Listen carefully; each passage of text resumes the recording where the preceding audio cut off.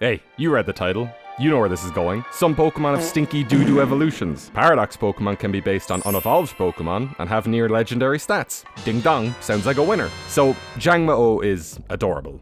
And Kamo-o is ugly. Like, really busy, overcomplicated, like it's got a hunched over, borderline quadruped body plan, but its front legs are arms. Like, what are you, dude? People give out about Quaquaval's spine being bent, yet this guy's neck is at a complete right angle. I know it's got a lot of funky origins, but Jangmo appeals to me, and Kamo-o does not. So, easy Paradox. I honestly struggled with this guy, but realized that I was doing it a disservice by trying to make it bigger than a little guy. What helped was incorporating elements from Hakamo-o, but still having it be a small baby. It didn't need to add so many unnecessary features. It can still be physically large while maintaining babby proportions. Daring Heart, the Dragon Fairy type Paradox Pokemon.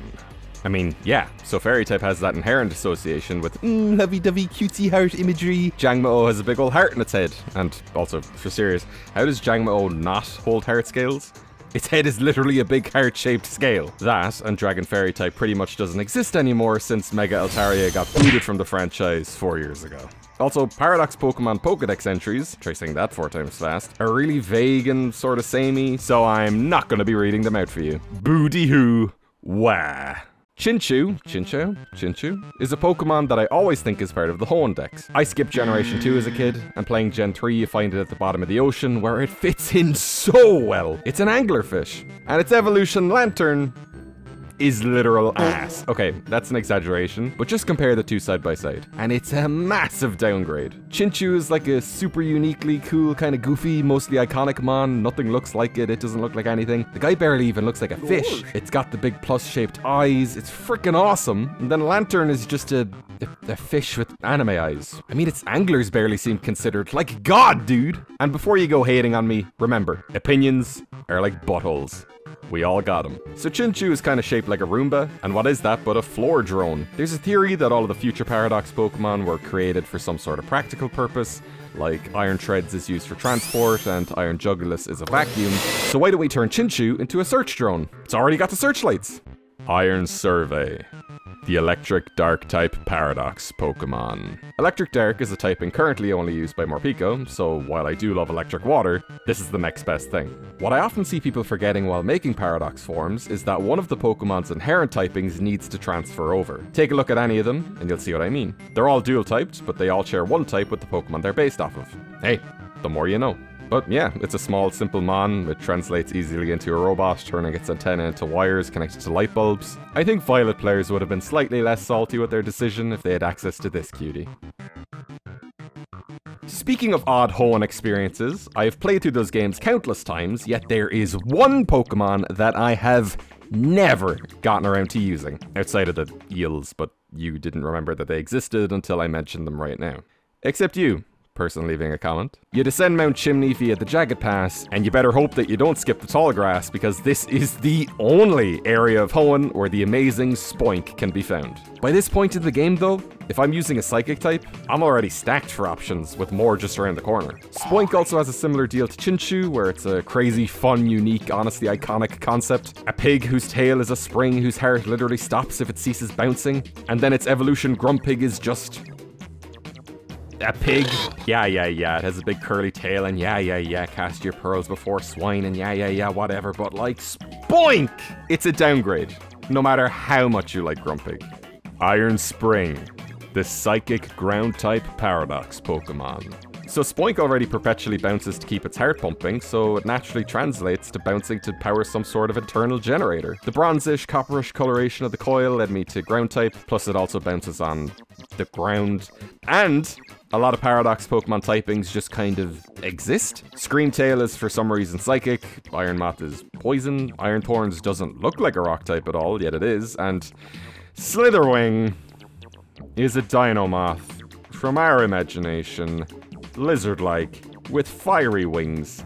It's still not a fucking dragon. I know that Generation 1 gets a lot of love, almost annoyingly so, but those 151 were, for a time, the only Pokemon that people had access to. They also brought on Pokemania, secured the future of the franchise, so I think it's forgivable that we continue to see them represented throughout the years. Now, with that said, some of the cross-gen evolutions we got were, questionable. And there is one Generation 1 Pokemon that I absolutely believe undoubtedly shat the bed upon evolving. And that Pokemon is, to nobody's surprise, Rhydon. The first Pokemon ever created, and this is what you do to them? Okay, I know Rhyperior has its fans, but oh my god.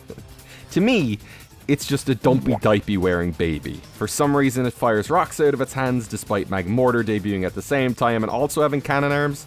And, where are its ears? It's wearing safety gear. It's a fucking monster rhinoceros. It doesn't need earmuffs. Origin Drill, the Rock Steel type Paradox Pokemon. Despite my disdain for Rhyperior, I did bring in the orange coloration that it introduced to the line. A Paradoxmon of this size just wouldn't feel right being mostly one solid color. The other two Gen 1 Paradoxmons also introduced a new color on top of the original, mainly because the designs of those earlier generations were limited by the technology of the time, and therefore they had to have much more restricted color palettes than the Pokemon of later generations. So hey, if the boot fits, if I caught one of these, you can guarantee that I'd be calling it Pointzilla. I'd say about maybe 5 people understood that reference. You're the real OGs. So talking about the earlier generations, Kingdra's pretty cool, right? It's a water dragon type, one of my favorite type combos. It's commonly found in teams of really tough trainers. And honestly, I don't even not like it. But Seadra is way cooler. Like, Kingdra is all sleek and smooth and wavy, like I get it, it's a sea dragon, but Seadra, oh boy, howdy, that is a banger design. It's spiky, it's sharp, it's imposing. Kingdra is supposed to be a sniper. This thing is a certified weapon. So I was thinking of doing something really dumb here. As mentioned earlier, each Paradox retains one of the types of the Pokemon that it's based on. Great Tusk and Iron Treads are both part ground, Sandy Shocks is electric, Iron Thorns is rock. Because Seadra is only pure water, my dumb silly ass was thinking, what if I made this Paradox water dragon type? It technically wouldn't be breaking any rules. It's a bit cheeky, sure, but then I realized, I have a great opportunity here. Iron Sniper, the water fire type Paradox Pokemon. Yeah, right? Somehow, still, after all this time, the hard to access mythical Volcanion is still our only water fire type. And now we have 2, and it's a weapon. When it shoots, it fires. Now, if this were real, it would easily surpass all of the future Paradoxes for me. Sorry, Iron Valiant. You ain't no seahorse. Yeah. So this is it. This is the one. The main one. My main man. My mandem of crabs down the local spoons. Crabrawler. Where do I start? I used a Crabrawler on my team during my initial Sun playthrough. I got it very early on. It slapped. And the design? A rowdy crab? I loved it. Step up! Now, back then, it only evolved when leveled up on Mount Lanakila. You know, Victory Road. The end of the game. So, I was avoiding spoilers like nobody's business. I didn't even know that it evolved, so I ended up with like a level 50 crab, who, upon reaching Mount Lanakila, suddenly evolved into this thing. Look, I'm on my way to coming around to Crabominable by recently checking out its dex entries. It gets lost on mountains and it fights avalanches. Like, that's really funny. But it's also a fighting ice type with low speed and not great defenses. So my companion that I had throughout the entire game was ruined by this random type being slapped on it. Well, it sure is a good thing that Nebby came in clutch. So yeah, past Paradox Crab. Let's just give it spikes, a tail, eyeliner, and Clobber Claw, the fighting water type Paradox Pokemon. So I didn't want to have any type overlap with official Paradoxes, so while fighting Bug was appealing, unfortunately this dumbass exists. Water is really close to ice, which Crabrawler becomes anyway, and water fighting is up there with my favorite type combos. Plus, crabs come from the ocean, it's prehistoric, so win-win. And just to address the inevitable, these look feminine comments. Yeah, I don't know if you've noticed, but every single past Paradox form has the same punk rock theme with excess spikes and eyeliner. There is more to making a Paradox Pokemon than just, what if this Pokemon was prehistoric? There are rules, and adding eyeliner is one of them. And them's your Paradoxes! Which one was your favorite? Or would you have made one from another unevolved Pokemon? If you enjoyed these and would like to see projects that I'm working on well in advance of the videos releasing here on YouTube, and maybe help me out in the concept stages, I do have a Patreon, linked in the description. Your name could be appearing right here. Anyway, Indigo Disc is about to drop, so happy gaming everyone. And with all that said, thank you for watching. I've been DBS, and all the best.